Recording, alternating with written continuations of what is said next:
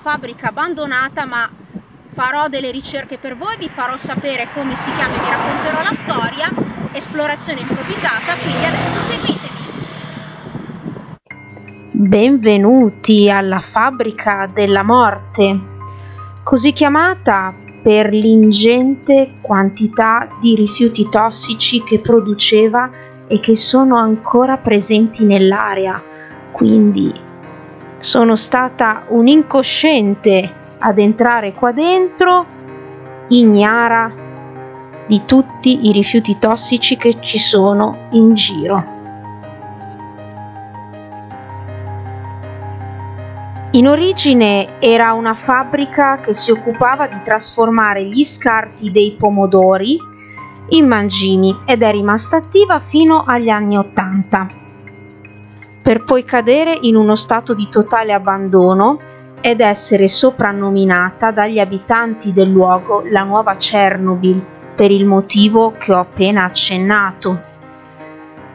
La parte privata è già stata bonificata dai proprietari, mentre quella demaniale è ancora in attesa dei fondi regionali che chissà quando giungeranno, perché siamo in Italia.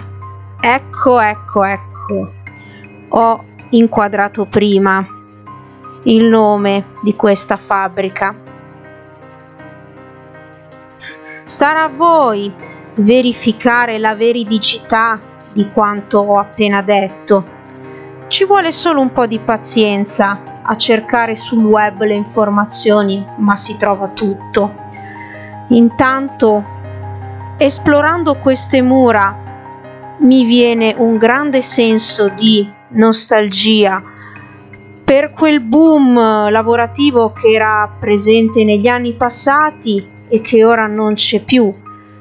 Chissà dove è finito il vecchio proprietario.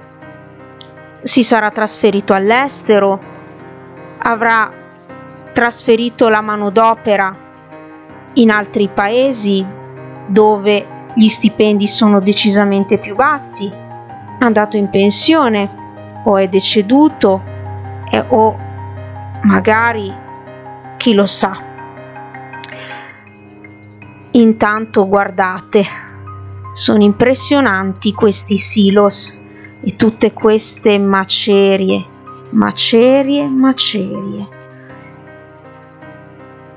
destinate a rimanere qua, a crollare e ad essere smaltite chissà quando.